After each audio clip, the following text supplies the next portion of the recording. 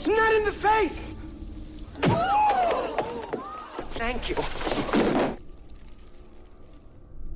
Hello and welcome to Hey, Not the Face, with your host, John Nash, and your producer, me, Steffi Haynes. And today, we are going to look at what John's dream solutions for fixing boxing and MMA might be.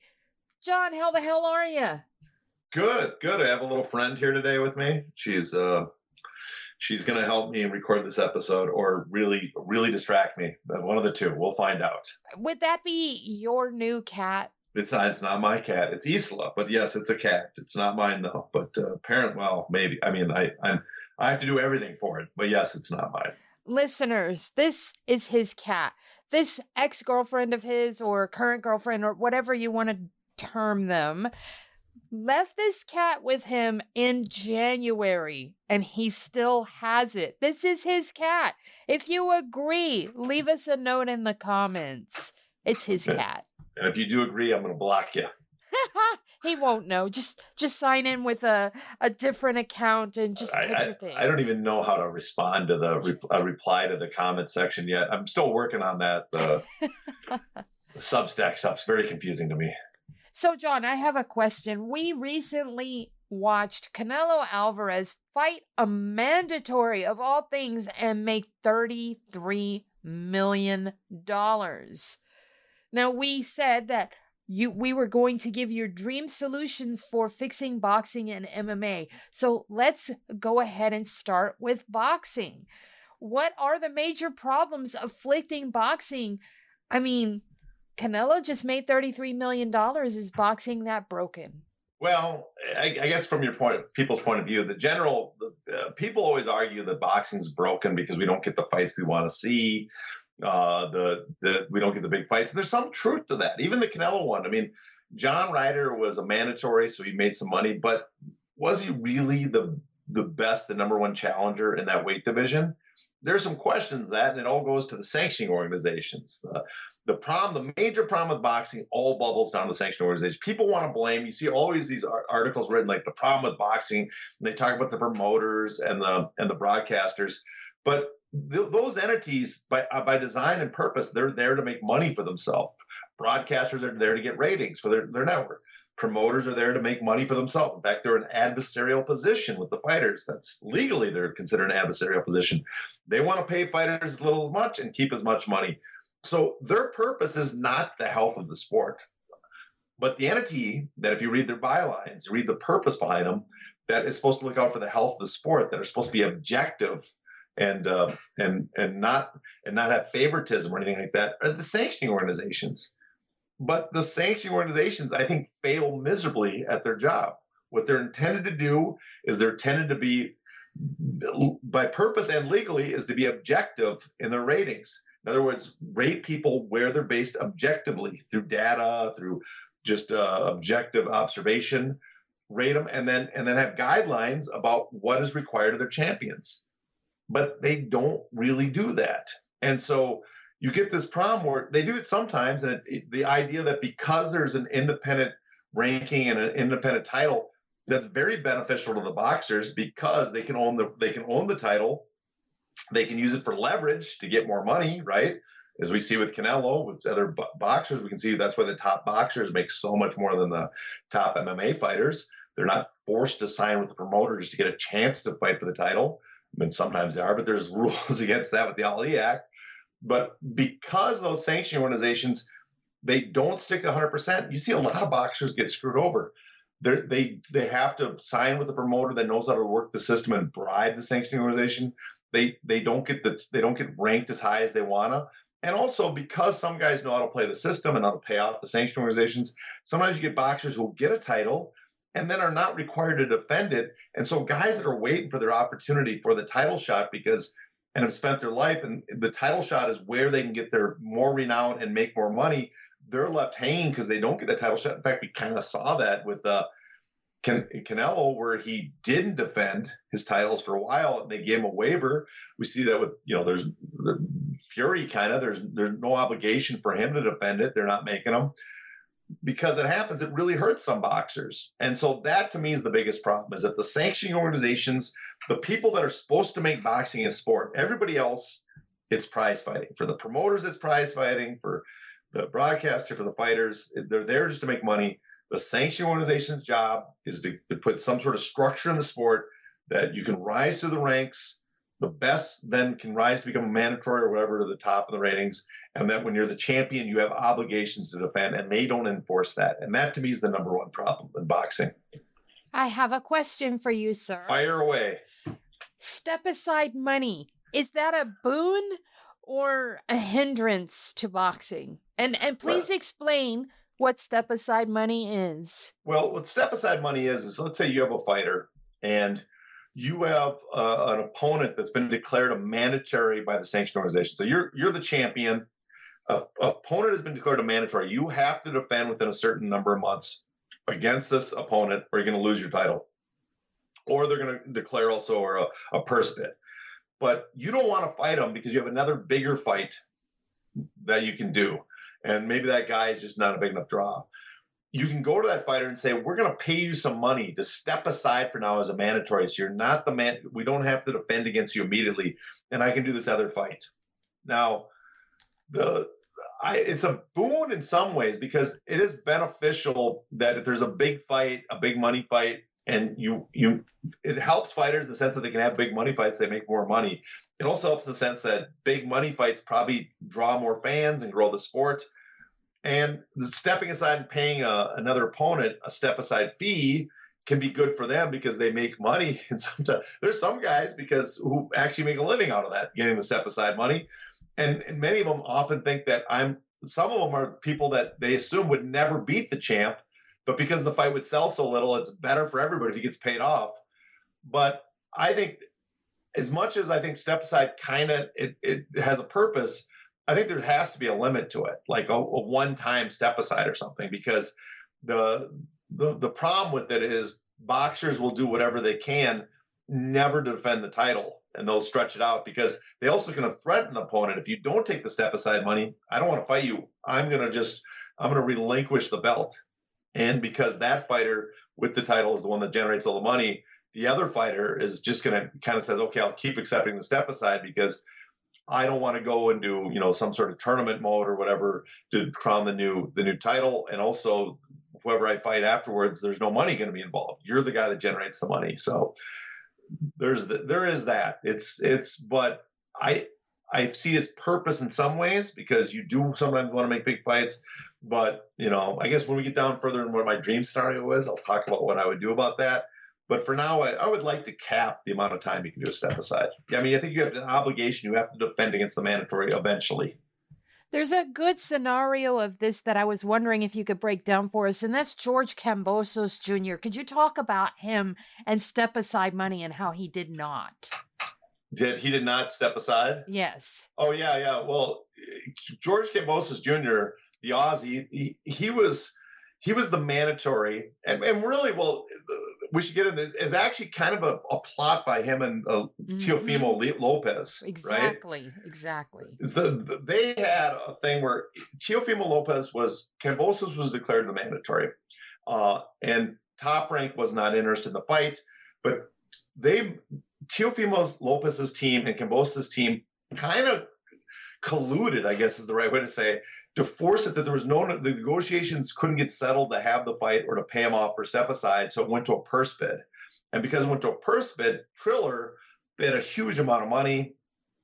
And so that was their ploy to make, because they knew Triller had the money and they were going to get a huge amount of money. But then Triller ended up not being able to carry off the fight because a bunch of reasons, because they're incompetent, but also because of the COVID pandemic, and that fell through. But they got a big chunk of the money that the 20% that Triller had to set aside went to them, so they made money on it. And then it went to the next bid as well, which was Top Rank. And so they did eventually have that fight, but because Kambosos refused the step aside money, which was, I think, part of the ploy with Teofimo. I don't think they really wanted it, but because of that, he ended up getting a shot at the title as a mandatory. Even though he wasn't a big name at the time, there were other bigger names. he got a chance at the mandatory, got this big money, and he won the belt and upset Teofimo Lopez. And he got even more money when he defended against Devin Haney. Wow. What are the major problems with MMA? Well, in many ways, MMA is kind of the flip side of the coin. The major problems with MMA is we have promotional titles in MMA. There's no independent bodies with titles and rankings. So the promoter controls those. And we know through the history of boxing, and we also know from the hearings of the Ali Act and everything, is that leads to monopoly in the industry. Promoters, because they can force you to sign coercive contracts with them to get title shots, they can line up and basically force a division, all the top fighters in one weight class, to sign under them. And then they're all signed exclusive contracts with that promoter. So the promoter even has more leverage, because not only did you have to give up your rights to get a chance at the title, but now you win the title, the next guy has to give up his rights to fight for the title. And so it suppresses wages, it limits the leverage that the fighters have, and that's what we have in MMA. So in boxing, the problem is the sanctioning organizations don't follow the guidelines, and so you have this kind of corrupt system. The reverse is we have the promoters own the titles, and they have the ability to set up the fights that the fans want to see and get the big fights made, but they're big fights for the promoter. The boxer, the fighter, in this case, the MMA fighter, is cut out of the revenue generated because they have to concede all the rights to get into that promotion. All right, I have a question. Fire away. You mentioned corruption a lot with boxing. Is there corruption on that scale in MMA? Well, in some ways, but we don't need corruption in MMA. In boxing, because you're forced, there's legal laws separating a promoter and a sanctioning organization have to have a separation between them. A promoter cannot compensate a sanctioning organization. There's separation. You need corruption to influence the sanctioning organizations. You have to bribe them. You have to do all this other stuff. Since a promoter owns their own title, there's no collusion. There's no bribery, because the promoter can just say, I'm not going to give you a title fight, even though you deserve it, because I own that title. So because you cut the collusion necessary in boxing, the bribery necessary, it's been cut out because we cut out the middleman. The promoter owns it. So yeah, in MMA, I would say we don't have that kind of corruption, but it's because it's unnecessary, because the promoter already has the power to even do more than they do in boxing, because they don't even have to bribe it, and yet they can screw people over, step over them on the man. There's no such thing as a mandatory. There's none of those things. They can determine whoever they want to fight. Is there corruption in other senses outside of, the sanctioning organizations with MMA? Well, I do think you could argue that there's corruption with the managers, because as we've talked before, managers serve as brokers. Now, there's also corruption in boxing managers and stuff. We've long history. There's mob influence. We have Daniel Kinahan and influence, but he's also influencing MMA.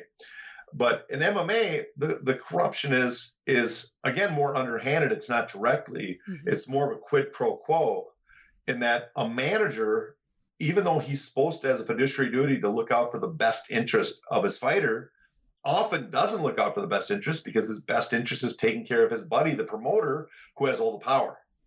And so, yeah, you could argue that's a form of corruption, because the manager is now more concerned about what the promoter thinks of him and appeasing the promoter than he does his own fighter. And the promoter rewards that manager because they keep their fighters in line and have them do exactly what the promoter wants. What is the number one thing you would do to fix boxing? Well, that's a good one, because I think the number one thing to do is basically what we talk about the sanctioning organizations. Make the ratings more objective. If the ratings are more objective, right, then the fighters that deserve it, the boxers that deserve it, would rise to the ranks and rise to the top. And then you would have people that put their life, their all their energy into being a fighter, spent all this time, they would be rewarded. Now, sometimes it would be a negative for the fans, because the guys that would rise to the top of the ratings isn't the fighter that we would want to see the most. But I think it would be the best overall, would be the best, because in the long run, we talk about boxers having more leverage, they would even have more leverage here because the promoters, opposing promoters, couldn't counter their rise in the ratings by bribing a sanctioning organization, by using their own influence. And on top of that, beyond the ratings being more objective, have the title obligation strictly enforced. So that goes hand in hand with that. The ratings are objective. We rate people based on their actually objective wins, the rating, rising in the ranks. And on top of that, when you win a title, here are the rules you have to do to enforce to hold that title, and you have to do it. And so you're if you're going to be a champion. Now, what's good, what I like about that is I don't think boxers should be made to fight. Like MMA always say, it's great because the UFC can make the fights we want. They can force people to fight. I don't think we should be forcing fighters to fight. If a fighter doesn't want to fight someone for whatever reason, they shouldn't have to. But if you have a championship comes with obligations. That means you have to fight the number one mandatory challenger. You have to, or you're stripped. Now, if you don't want to fight them, then step aside and drop the title. That's 100% fair. Ryan Garcia and Tank Davis, there was no title on the line. They made a ton of money. They should be allowed to do that. Canelo Alvarez is a big star. Mayweather was a massive star, didn't need the belt. But some fighters need that title to make money, to actually sell a fight, to get renown and attention. And I think it's unfair that big name fighters that could probably sell without the title, that we let them, because the sanction organizations love the fees they collect from the bigger fighters that sell more, we let them hold on to a title, deny other people. So that would be my big fix. The big problem, the number one thing we could do to fix it. Now, how do we do that? That's the question. How do we do that? May I ask a quick question, sir? Go ahead. When you're talking about those titles, would Andy Ruiz be a good example of a fighter that needed a title? 100%. I mean, look what happened to Andy Ruiz. Because the original opponent for Joshua fell apart in New York and they had a limited number of opportunities. I mean, because the sanction organization have rules who's eligible to fight for the title, they had a limited number of fighters. Basically, I think it was Luis Ortiz and him as the only ones that could meet the requirements for Joshua's titles. And so they could ask for a ton of money. Ortiz wanted more because he had a potential Wilder fight too, so he had options. But Andy Ruiz got, because of the independence of the titles, because the rules say you have to fight someone, he got $5 million. But because he beat Joshua and upset him, because he got that opportunity to fight him, in many ways lucked out of that opportunity, got that opportunity to fight Joshua, beat him, he's now kind of a well-known boxer that's a draw. I mean, part of the problem is he wants a lot of money every fight, so it limits his opportunities a lot, but he's making a lot more than he did before. And so that's what a title does, because Andy Ruiz, I mean, he was a known heavyweight. He was something of an attraction, but became a big name, a well-known heavyweight and a big attraction because he won the belt. And so you would love to see guys that are grinding get that chance to fight for the belt. All right, I have another question. UFC making the fights people want, being known for that. Boxing, having mandatories. Which one would you say, in your personal opinion, is the bigger meritocracy? And we use that word a lot, but I mean, who is putting on the more meritorious fights? Well, it's an argument it's hard to say that either one's is the clear-cut winner, because in some ways with the UFC, because everybody's trapped in the UFC and they have a kind of a tiered system as you rise to the ranks, there is a lot of meritocratic matchmaking because people rise and they get the title fight. They decide you've won the most fights, you're beating everybody else in that division. You get to basically, they run a nonstop tournament. And because it's self-contained in the promotion, you have more guys rise, but the leverage is completely taken out because they don't have to offer you that fight. There is no mandatory. They don't have to. So you have to cave in at the last minute to get that title fight, right? You have to, if you don't take the offer the UFC is saying, they can skip over you. So even though there's most matchmaking, most bouts, most title fights are pretty meritocratic in the UFC, we would say this is the guy that deserves it. The problem is, at the end, the fighter still has to cave in and loses out on the reward of being able to cash in on being a champion, of being able to leverage that, of getting a piece of the pie, a big piece of the pie of the money they're generating. Now in boxing, we have a mandatory. And a mandatory is pretty meritocratic because you rise the ranks, they declare a mandatory fighter.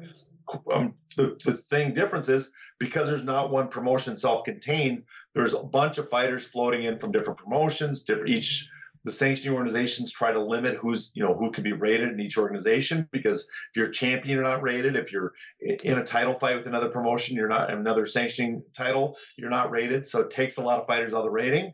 So some of the best fighters are often not rated on those sanctioning lists, those sanctioning ratings.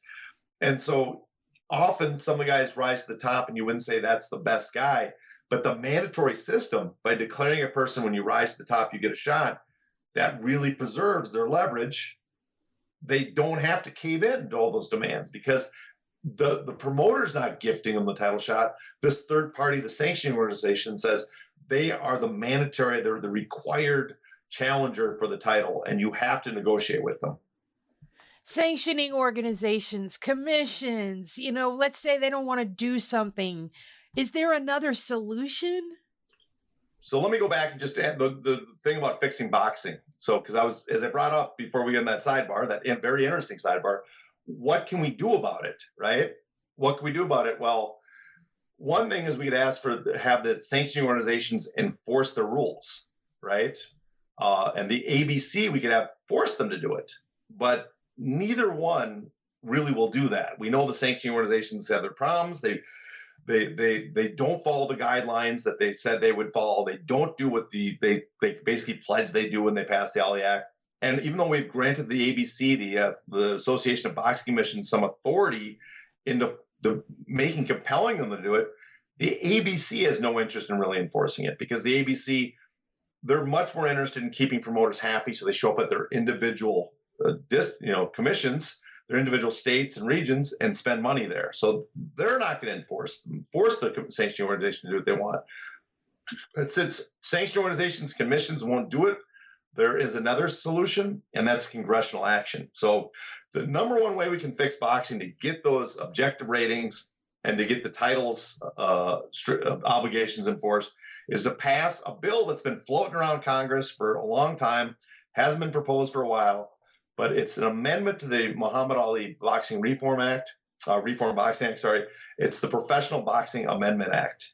And what that does, it makes a federal, national U.S. Boxing Commission to oversee all the commissions.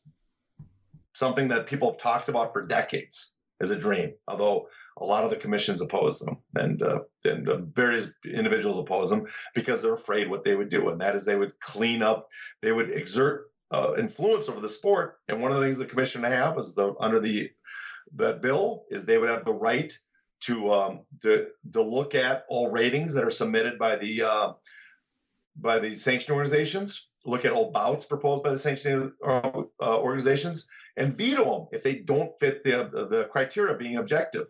If the sanctioning organization can't defend a ranking, they can say that ranking system, that rating that you gave that boxer doesn't apply because there's no way that guy should move up so much. They could do the same for matches. That guy does not deserve a title fight. By the standards of the objective standards we're supposed to follow, that guy doesn't deserve that match.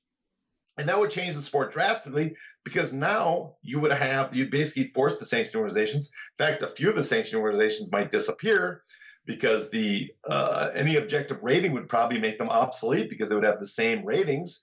But you would get what we want, which is objective ratings and strict obligations enforced. And so we would have the fights I would like to see. I think we'd still have the great fights, but the titles would have sporting merit. We could still have any great wild fight we want that's a big pay-per-view draw. That Mayweather versus Pacquiao didn't need a title. We can still put those on as much as we want. But the sporting aspect of it, boxers, at least to the most part, would not be getting screwed like they have been. So we would have our meritocracy. We would have our meritocracy. We'd have a dream situation where we have independent titles and rankings so the boxers could use those to retain their leverage. But the sanctioning organizations, we would have something to step in and say, you are not following your own rules. You are not objectively rating fighters. You're not making your champions follow the obligations and defend the titles against the worthy opponents. So you would have the titles would be on the sporting aspect would be preserved for the titles.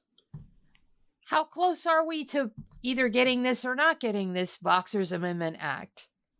Probably not close at all. It hasn't been proposed for a while. Okay. It's one of the sad things that when John McCain died, that it stopped being proposed.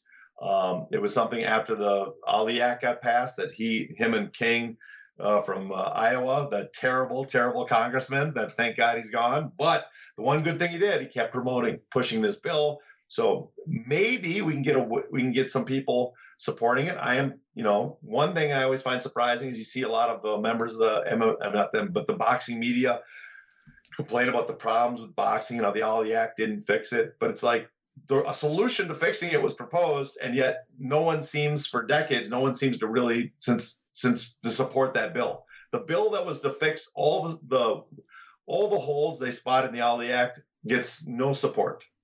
That's terrible. Very sad. Let's talk about what you would like to do or see done to fix MMA. Well, again, we're flip side of the coin. A few things. I'll talk about the minor things that I think are very possible to happen, and then I'll go into which probably the bigger impact, but the harder to see happening. The first one is I would like to see the consensus ratings to come back, or the MMA Journalists Association have their own ratings, and see how the media sites use that. Instead of the Bellator rankings and the UFC rankings, have the media sites and the fans basically use an independent rankings as the ratings they look to all the time as where fighters should be ranked, instead of looking at the ones that the promoters put out. Because now the promoters are going to ignore them. There's nothing legal. But it would be nice to have something where if a fighter's in the UFC rated 3, he leaves the UFC and goes somewhere else, that when fans check out the ratings to see where fighters are rated, that he's still there and that he's no longer completely wiped out of the picture because he left the promotion. Same with Bellator, that we could see where people sit in the divisions across promotions. So that would wouldn't do a ton, but it would retain some sort. First, it would give us an idea of more meritocratic in the sense you'd know where fighters lie in the division, but it would give some little bit of extra leverage to fighters because they wouldn't start from scratch going to a different promotion. Some fans, the more hardcore, would know where they lie in the division because we saw that with the Strikeforce days. That, that's why there was a kind of a cry. The current Jake Shields might not make people think of this, but back in the day, there was a lot of interest in seeing Jake Shields go to the UFC because he was highly rated and they saw who he had beaten outside the UFC. To see him against GSP, there was an argument who was the number one welterweight, and that part of that was we had the hardcore fans were going to the sites and seeing these media ratings. The other thing I'd like to see is the promotions that do business in California follow California law, have their contract law be California, namely Bellator, but even the UFC, because Endeavor's based here. But California contract law says that a contract, no matter what, for a promotion cannot go past 5 years. So that would help to put some sort of sunset provision, a hard sunset provision on all contracts. So I would love if Bellator, instead of doing business out of, I think their contracts are based in New Jersey, said we're going to use, like old Strikeforce did, say we're using California as that's the legal jurisdiction for our contracts. And that would put a 5-year max on the contracts. And then the final would be hopefully Congress comes through and bans class action waivers and arbitration, which would kill what the UFC did, right? Which we talked about in an episode. Basically say that ploy that you did where you're making everybody sign a waiver no longer works. And that means the UFC would have to go back, if they're trying to defend themselves against antitrust lawsuits, go back and make their contracts less restrictive again and give us better contracts. But those are the easy one. The hard one that would do more is you would like to see maybe the antitrust lawsuit to win or go somewhere, and then the judge put a limit on the contract lengths, because the only way you're going to get more, I guess, leverage for fighters is either you have limited contracts or independent titles. So one would be the antitrust case going far enough that we get a ruling and the judge decides that they're gonna put in a they're gonna limit one of the rules they're gonna do is they're gonna have some sort of limit to the contract lengths the UFC. That'll be one of the rulings they give. And if that happened, a shorter contract, let's say 2 or 3 year contract, something that short, that would open up fighters the ability to use leverage when they leave. The other one would be the expanding the Ali Act, the Ali Expansion Act, Muhammad Ali Expansion Act, getting passed by Congress, which would basically, small rewriting, you could make it that it's legally that a promoter, an MMA promoter, cannot have their own titles. So we'd introduce basically the sanction organizations, but it'd be independent titles and rankings, and that would give fighters a lot more leverage. And so those last two, we don't even have a class cert, and we haven't seen the Ali Act even submitted into Congress again. And so is there much momentum for that? Is there much support from fighters for the Ali Act expansion? I'm not certain.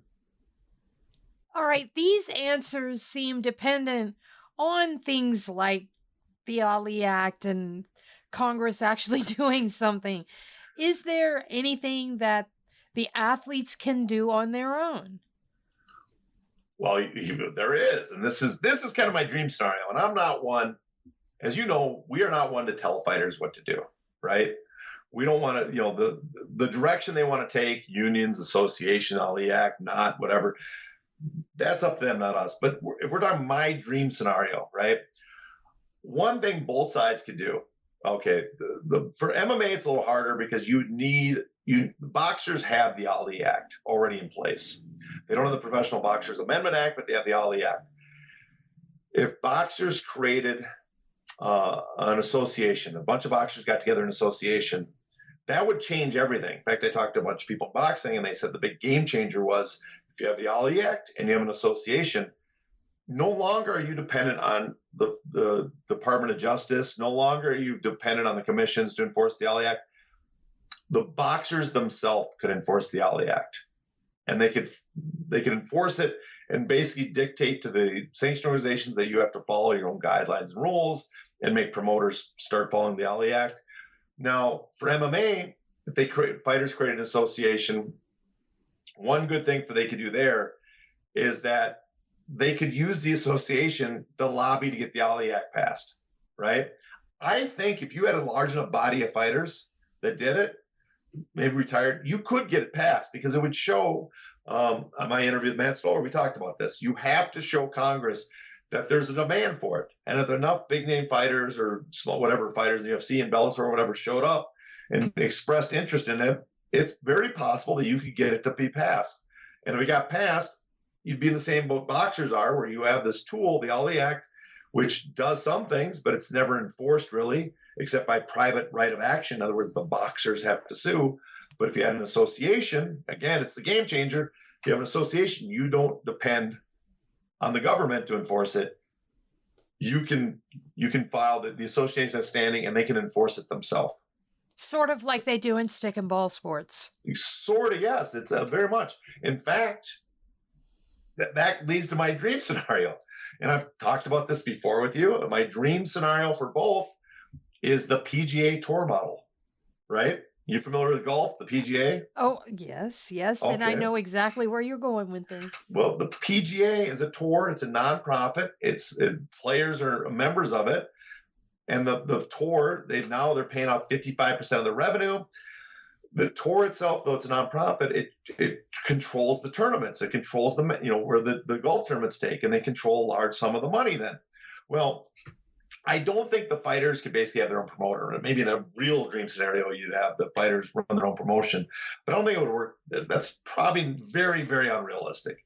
But my dream scenario, if you have an association, if you have a legislation in place, the Ali Act, right, and you have an association that's willing to enforce it, well, instead of enforcing it on the sanctioning organizations who are just full of jackoffs who are just there to take money from the fighters, charging a 3% sanctioning fee, why not have the association create their own sanctioning organization? There's nothing in the Ali Act says that association can't have their own sanctioning organization. Promoters can't do it, right? There's a separation between them. Broadcasters can't. But the sanctioning organization, the fighters themselves, the boxers could create their own sanctioning organization. That sanctioning organization, after a while, you can mold it. That sanctioning organization, those fees, those sanctioning fees, maybe you get it from sponsors, whatever. That money, instead of being taken out of the fighter's pocket, could go back in their pocket as pensions, as health care, as you could set standards and rules that certain fighters on the undercard have to be paid a certain minimum. I mean, the PGA Tour, the new tour says that if you're on the tour, you can't, if you make less than $500,000, they make up the difference. So everybody on the tour, all 220 golfers, make $500,000 minimum per year. You could set up standards where the minimum fees, the sanction organizing fees, maybe even demand that the promoters pay it. Those fees would go into pension funds and all the other stuff that fighters are always asking for, but it wouldn't come out of the fighter's pocket. And on top of that, they could defend the rules, the objective ratings, and the guidelines, so that fighters on both sides, boxers and MMA, have more leverage because you're not worried about other promoters influencing the sanctioning organizations. And to me, that would be the best of all worlds. Sounds like you've got this all mapped out. Yeah, I think I should be getting a check from everybody tomorrow. send me a check. And no, but I mean, we talk about this on the show, so I've spent an inordinate amount of time about what could be done. Now, it's not very realistic because, as we've talked many times before, I wouldn't say it's unrealistic because it is something that realistically could happen. It's plausible. This is something that fighters got together. If there's all the act in place, legislation, they can form their own sanctioning organization. All that stuff is in the realms of possibility. But the part that's hard to see is the nature of the fight business is that boxers and MMA fighters, the number of them, and it wouldn't take all of them. You just need enough of them to get the mass going. But even that seems impossible. You cannot get just enough fighters together, MMA fighters or boxers together. I mean, Jake Paul did a lot of talking. He stopped talking. But something like this, I'd like to see Jake. If Jake Paul was serious, I think he would do something more like this than trying to do a union, which, as much as I'm a pro-union guy, that seems much, much less realistic. Well, there you have it, folks. John's dream plan. John, what do you got coming up? Well, I'm hoping to have some articles. Nate Wilcox has been on me, even though, he will not accept my excuse that I had COVID and I had family issues. So he wants me to get some stuff written. So we'll see if I can get it written about MMA and boxing. And on top of that, I don't even, if the shoe fits, I'm on that. If the shoe fits. And eventually, before the end of the year, me and Jacob Devitz are working on a book about the financial history of the UFC. The plan is to have that done and out before the end of the year. We're going to see how that goes. There you have it, folks. So until next time, please stay safe.